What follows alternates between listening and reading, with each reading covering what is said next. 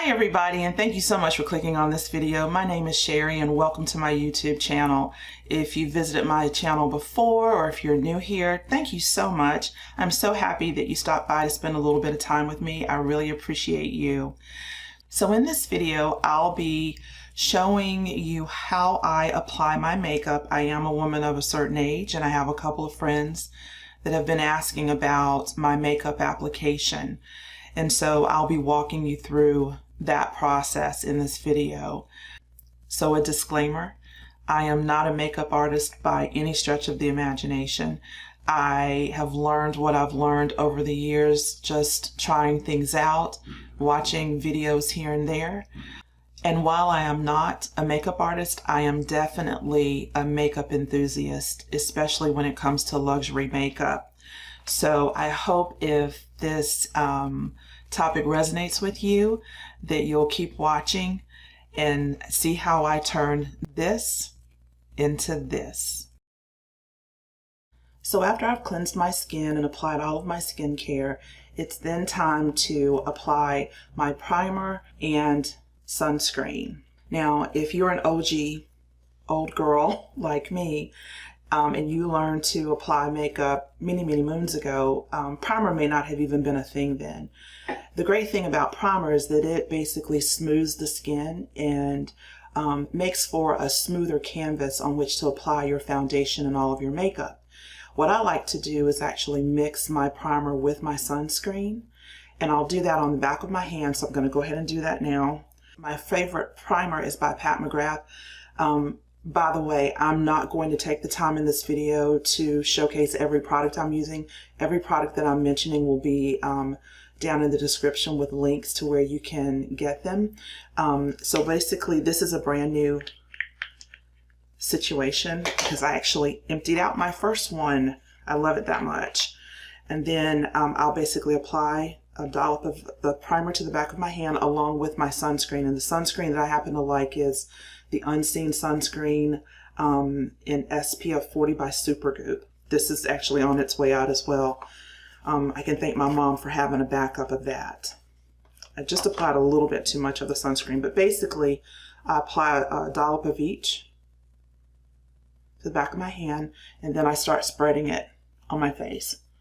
And throughout this video, I have a mirror that I'm going to be looking in, so apologies because sometimes I won't be looking at the camera. And I make pretty quick work of applying that mixture. I even apply it on my eyes. I actually don't know if the directions say you should do that or not, but I don't give a rip. I feel like the more protection, the better. And I bring it down my neck as well.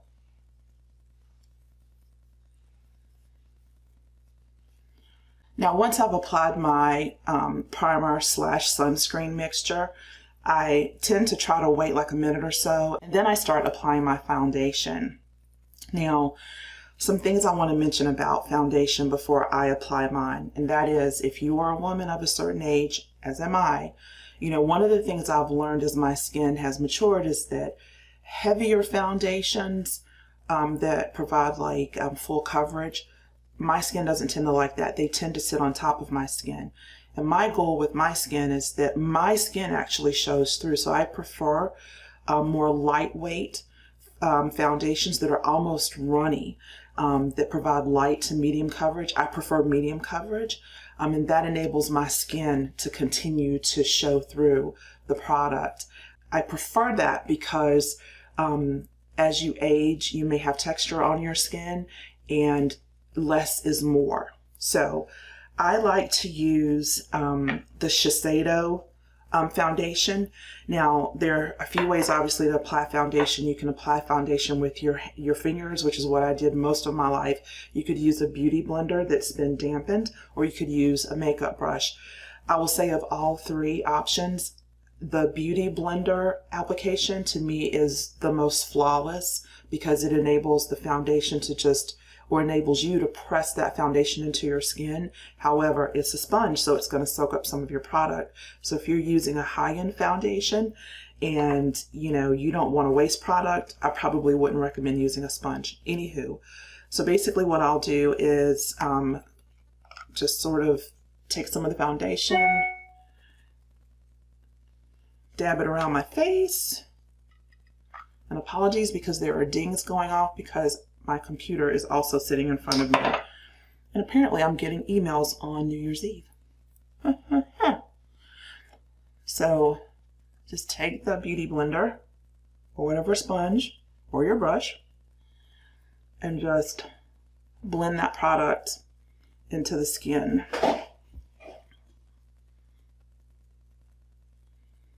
You can kind of see I'm wearing a wig, so don't judge me.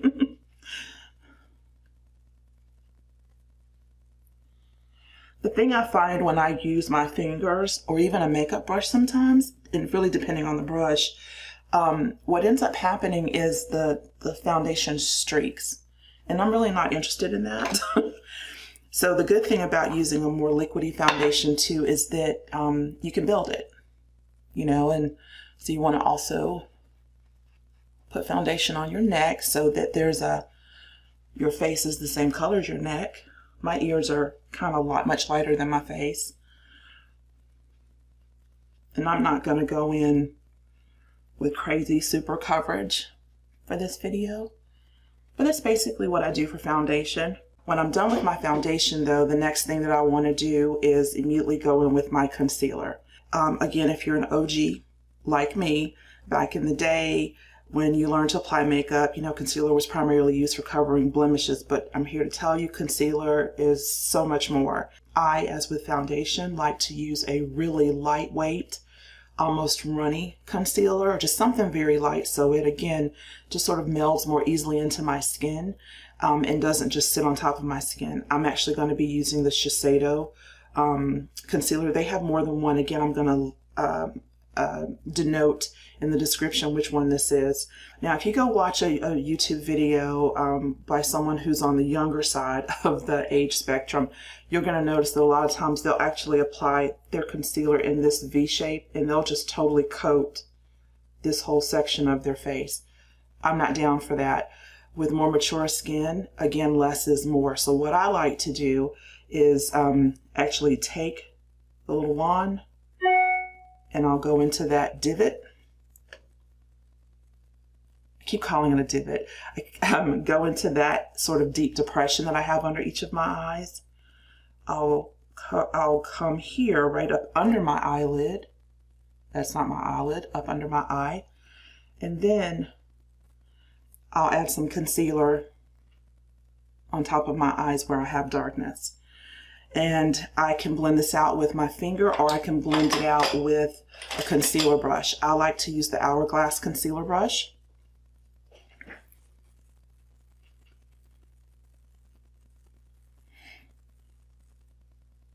And I like to blend that puppy so that there are no, you know, clear lines of demarcation from my darkness or redness, you know, and that sort of thing. Now here's the deal. As soon as I'm done applying this concealer, I want to go in with a setting powder. In fact, it's probably a really good idea to go in with a setting powder and do your concealer around your eyes, eye by eye. At any rate, the setting powder that I like to use is by Charlotte Tilbury. Again, the link will be down below. And I like to apply it with a Sonia G Cheek Pro brush. And so here's the concealer. Apologies, this is just nasty. I have hit pan. This is the best staying on setting concealer ever.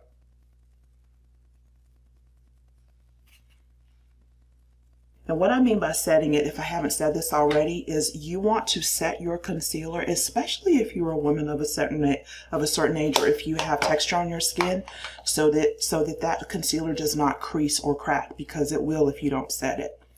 So once I've put on my concealer, the next thing that I then go on to is my brows. I don't know if I mentioned this, but when I was younger, I had one ride or die makeup product. It was lipstick. Now I have added concealer to that list. And my third ride or die makeup product is up next, and that is an eyebrow pencil. There's so many good ones out there. I tend to stick with the Anastasia Beverly Hills Brow Wiz. And here's the reason why it's so important to do your eyebrows. First of all, your eyebrows frame your face. And as we age, or because of some aggressive plucking in days gone by, your eyebrows may thin over time. And as they thin, because they frame the face, thin or sparse eyebrows really age us. So it's important to put them back. And what I like to do, I am blessed in that I didn't do a ton of plucking, but I also don't have the most robust eyebrow situation going on.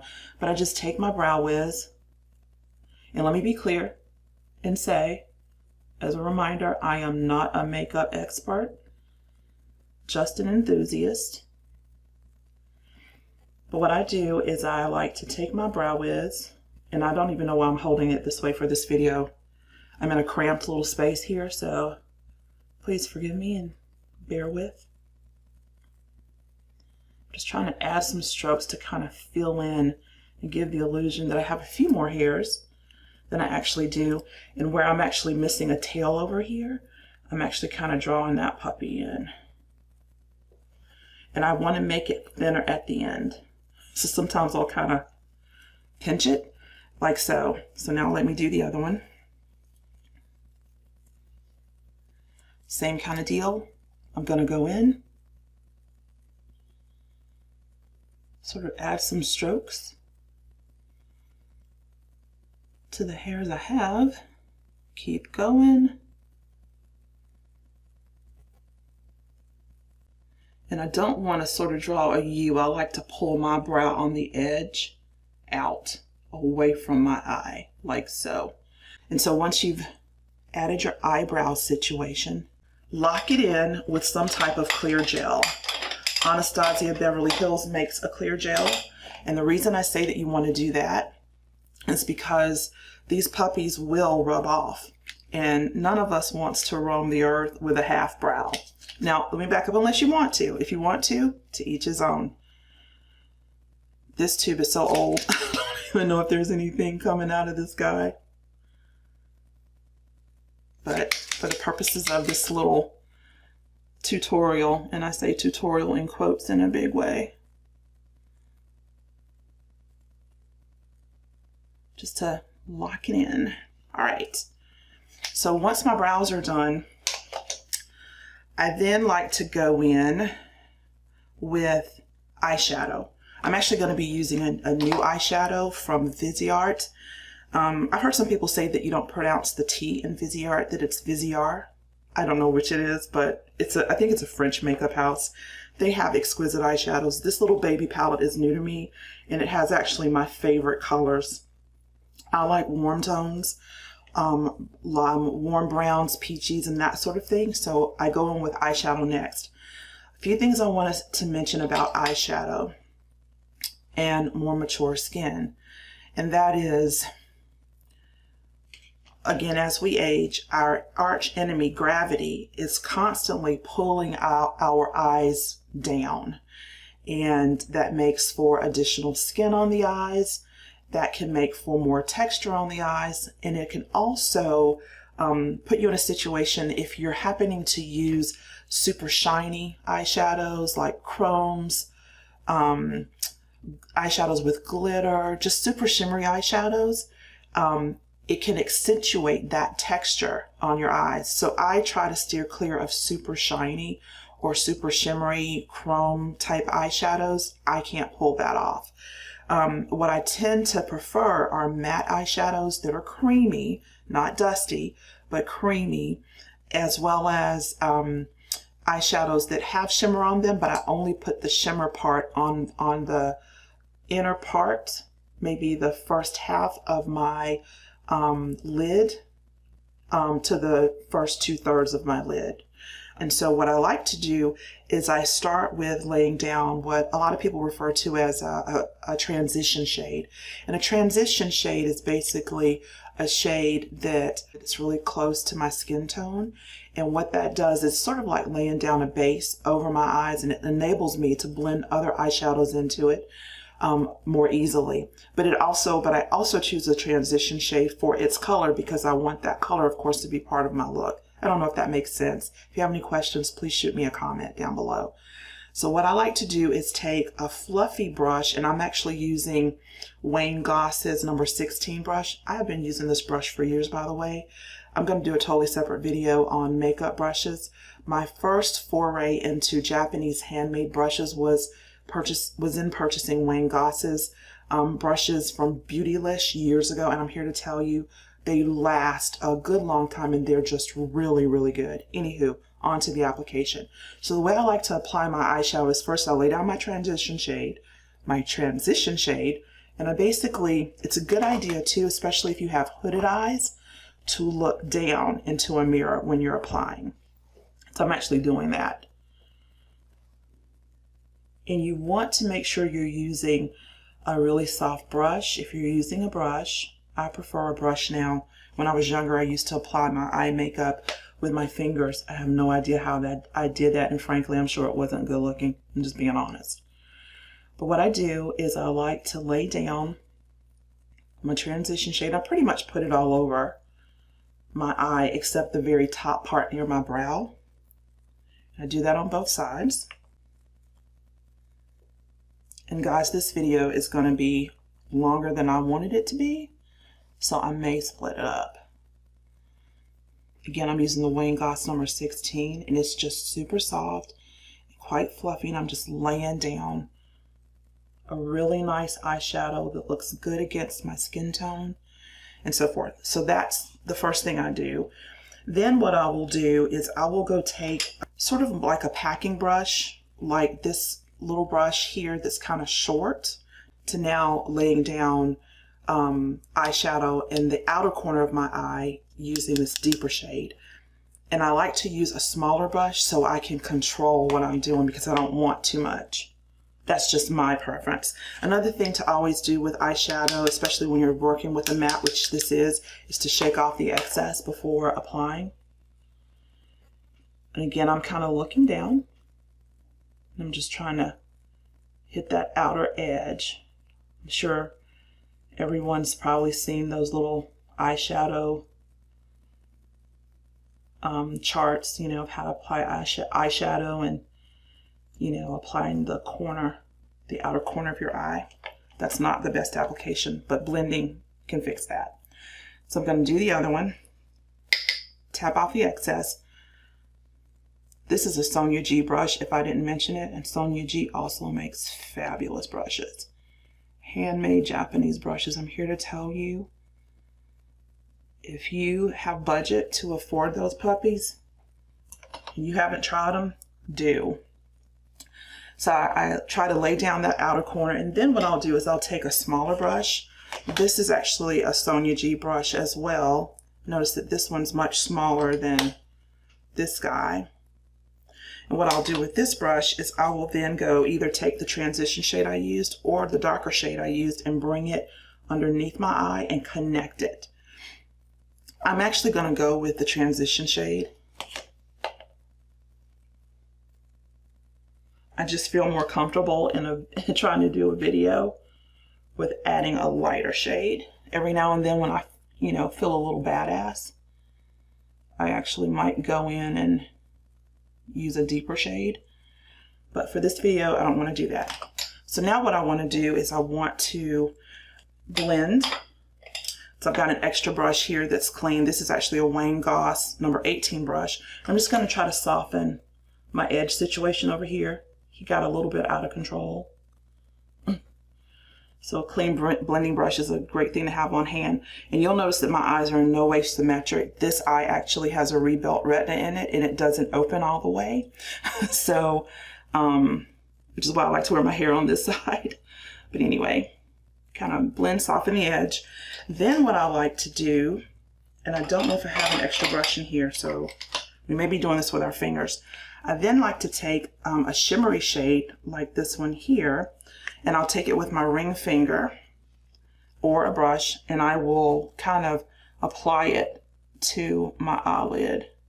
And this is the only place on my eyes that I will apply only place on my eyes that I will actually apply a shimmer shade, because God blessed me with pretty good eyelids from a depth perspective, and I still kind of have that, so I try to accentuate that feature.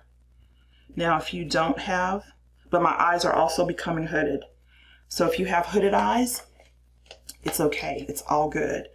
I'm going to go back in and blend a little bit more with the very first brush I used with the transition shade, to kind of make everything look a little bit more seamless. I'm not the best person to apply eyeshadow, but that's sort of my routine. And the last thing that I sometimes will do is I'll take like a tiny little baby brush, and I may not have one, so I'm going to wipe off one of the ones I've used, and I'll then take that same eyeshadow color that I put on my lid, and I'll put a little dollop of it right into the inner corner of my eye. I tend to like to use a shade that's a little bit lighter than the shade on my lid. And what this is supposed to do is it's supposed to open up your eye, but you want to blend it in well. So my eyes are pretty much done, other than one last step that I want to mention. What I like to do after I've put on my eye makeup is I'll go take that concealer brush that I used. Sometimes I won't even put any extra concealer on it. What I'll do is I will just kind of clean up this edge. I kind of have sad puppy dog eyes. I was kind of born that way. But as we age, because of gravity and the drooping of our eyes, the last thing we want is for the makeup that we've applied, the eyeshadow, to actually make our eyes droop even more. So it's all about lifting them up. I don't know what that's from, but if you guys can remember what that phrase is from, let me know, because it was a bit of a mantra. So I like to come in and just, you know, and if I need to add a little more concealer to the brush to clean it up, I do. I think I'm going to do that right now.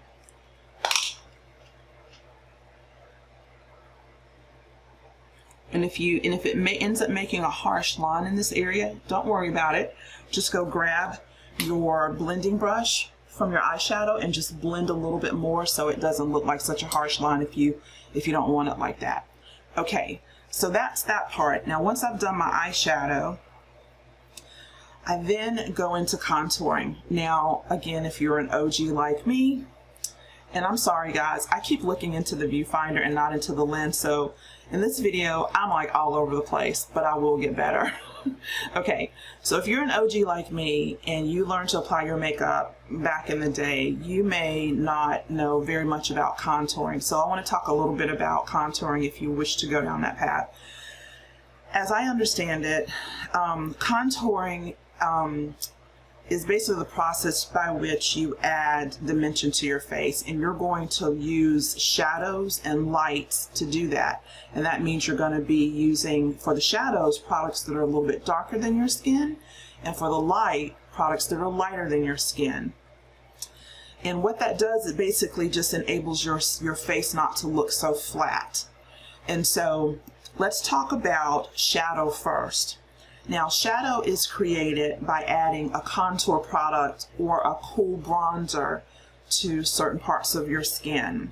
The thing that I have learned over the last few years and learning more about makeup is that when I use a cool tone product on my tan skin, it tends to turn gray or muddy looking, and that's not a good look. So I'm going to show you, for the bronzer that I like to use, I think it came out this year, I'm not sure, but it's by Tilbury. It's nasty. I really need to clean it up. But basically, this is her bronzing products are great. I think they almost have a cult following now, like her, that setting powder I used. So basically, I'm going to use a bigger, fluffier brush. This is also a Japanese handmade brush. And what I'm going to do, let's kind of do that deal. I kind of know where mine is, so I'm not going to do that. But I'm just going to pull it down. I actually have discoloration here, so I almost have a natural contour, cheek contour built in.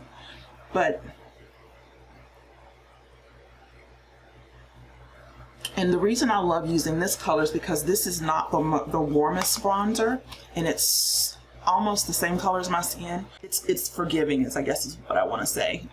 And you want to then take it up around your temple, sort of around the top of your forehead. Again, this is a bronzer, but you would do the same thing with a contour. And this one is very faint. And then you want to take it up under your chin.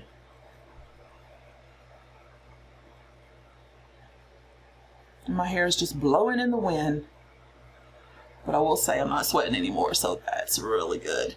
And then kind of just lightly brush it down and kind of even things out.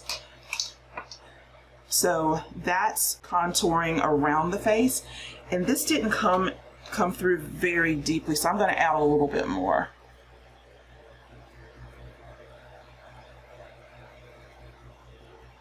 Than I normally would, for emphasis.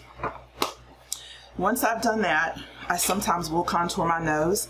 Now I have an interesting nose. I don't really know how to describe my nose. I think it's kind of bulbous, and sometimes when I want to be, quote, extra, I will actually contour the sides of my nose, and I use a different brush for that. This is actually a Smith 124 brush. Look down in the mirror, and I especially like to use a bronzer or a contour that's really close to my skin tone, because again, it's just very forgiving.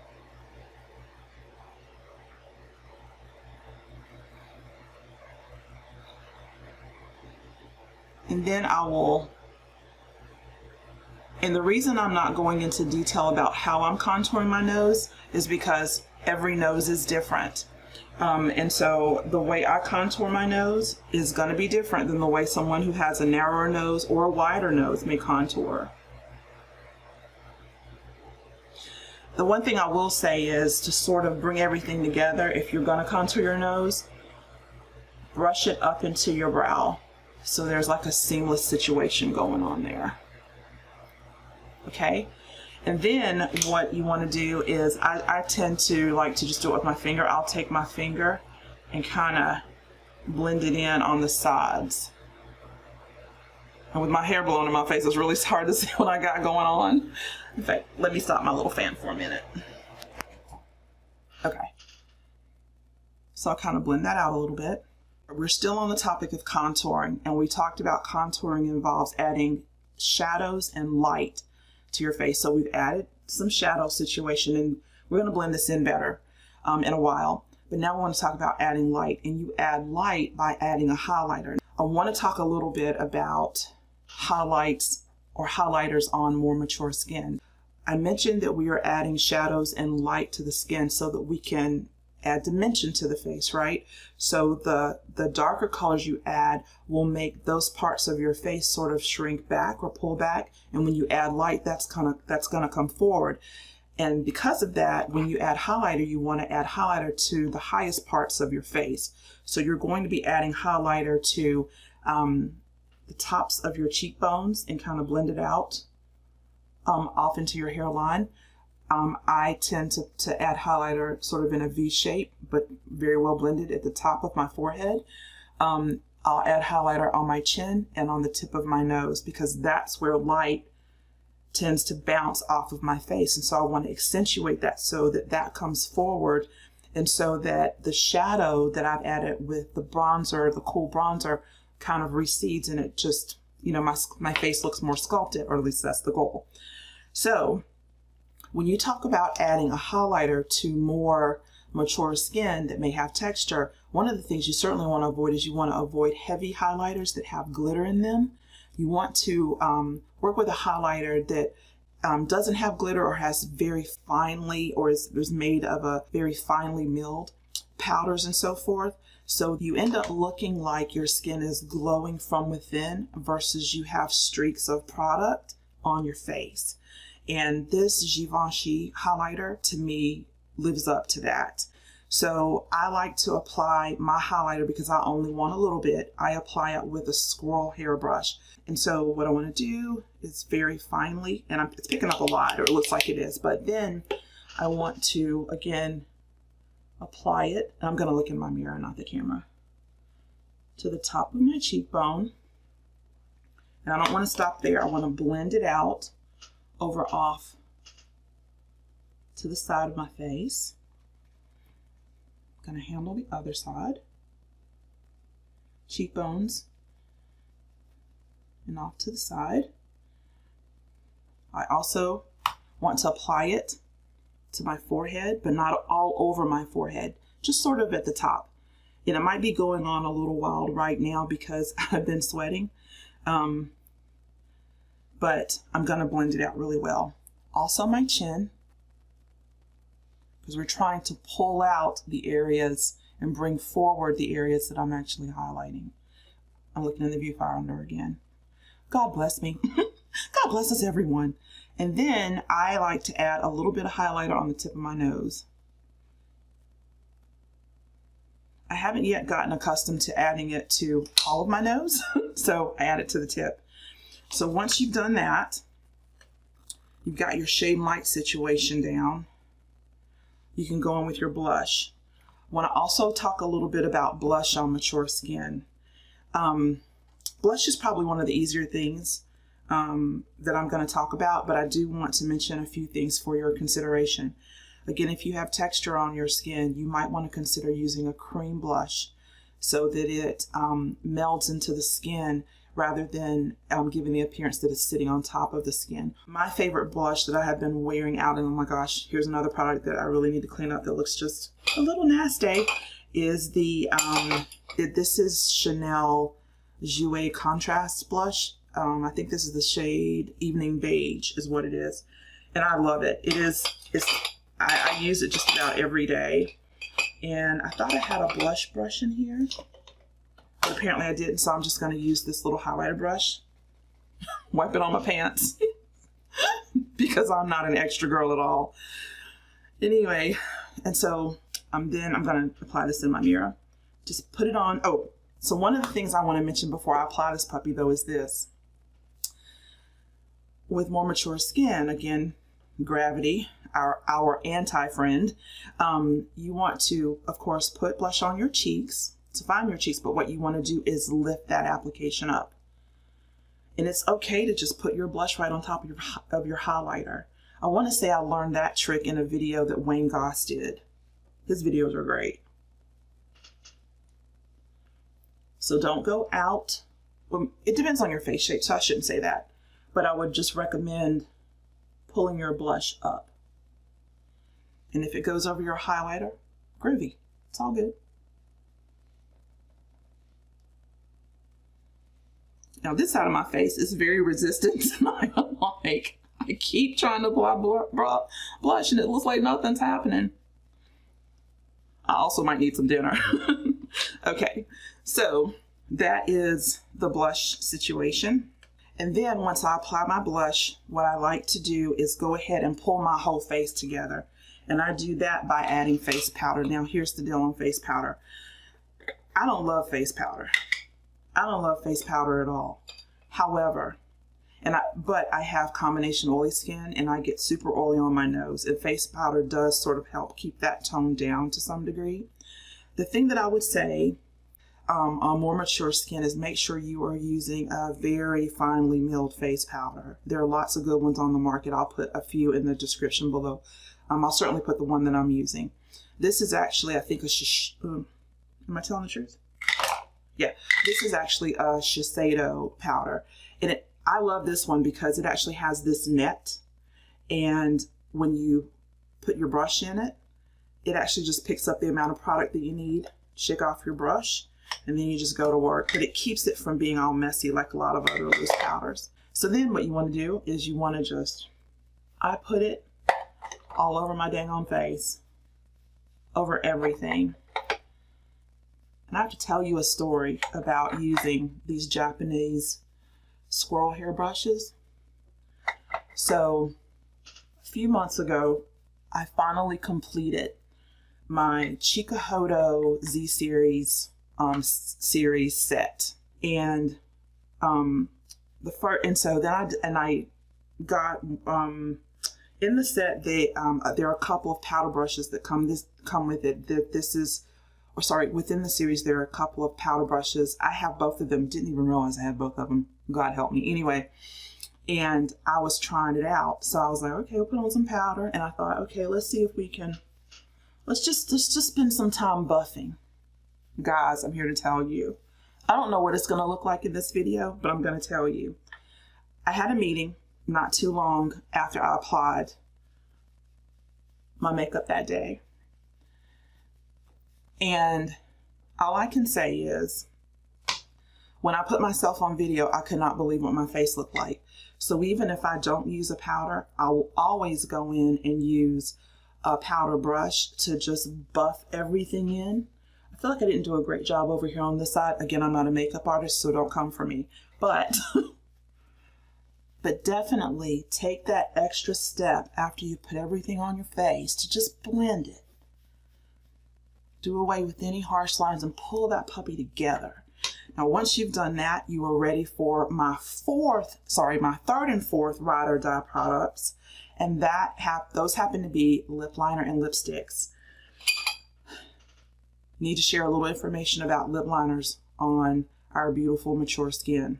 I don't know if I've mentioned this in this video or not, but on mature skin, one of the things we want to make sure is that we are using products on our skin, all over our face, our lips, our eyes, everywhere, that is not tugging on our skin. So that brings me to lip liner.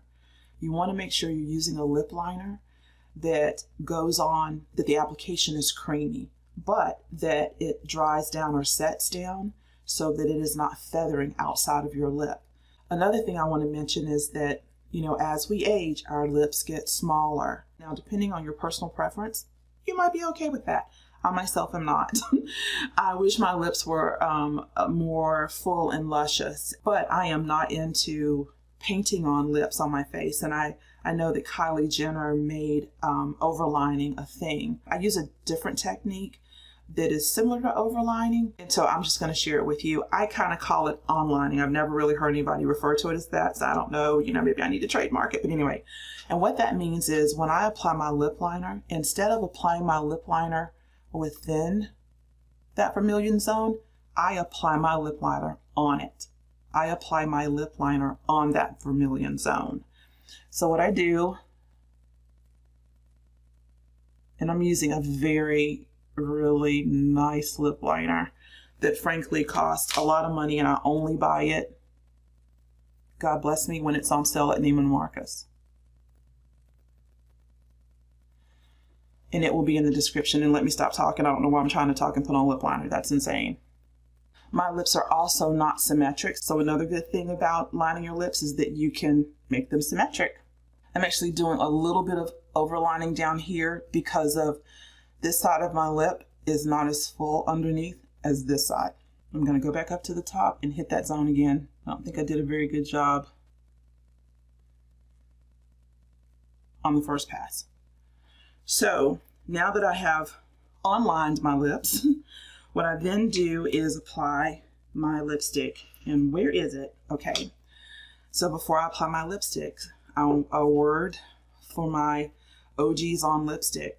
So it's my understanding from the bazillion different YouTube videos that I've watched that matte lipsticks can make your lips look smaller, and that it's also my understanding. So then the converse of that is that if you wear a lipstick that's more satiny or has some shine or gloss to it, it can make your lips look bigger.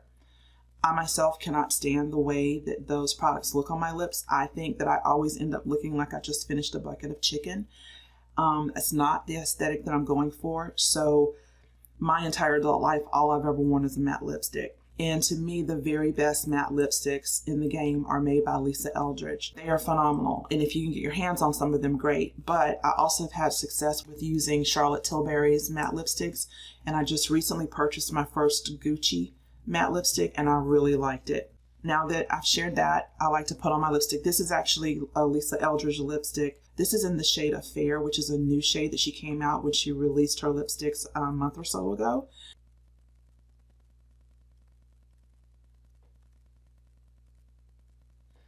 Please forgive me because my lips need a major exfoliation, and I forgot to do that before I started filming this video. The one last thing that's probably a good idea to do, if I can find my little baby brush, You know, back in the 90s when we were wearing lip liner and there was a definite difference in color between the lipstick and the lip liner? I don't think that's the thing we're trying to do these days, so always make sure you kind of purse your lovely lips together and kind of get that blended. And if you need to, grab a little baby lip brush. This is actually a Wayne Goss brush too. Just kind of get it all blended. So that is how I paint my face as a woman of a certain age. So if you made it to the end of this video, thank you so much for watching. I know I covered an awful lot of information. All of the products that I use will be listed in the description below, along with links. If you enjoy this video, I hope you will share it with your friends and your family. I hope you will like, subscribe, and click that notification bell. And until next time, take good care of you and yours. And remember this, whatever you are not changing, you are choosing. Happy New Year, everybody. Hold on one second, I need to straighten up my wig again.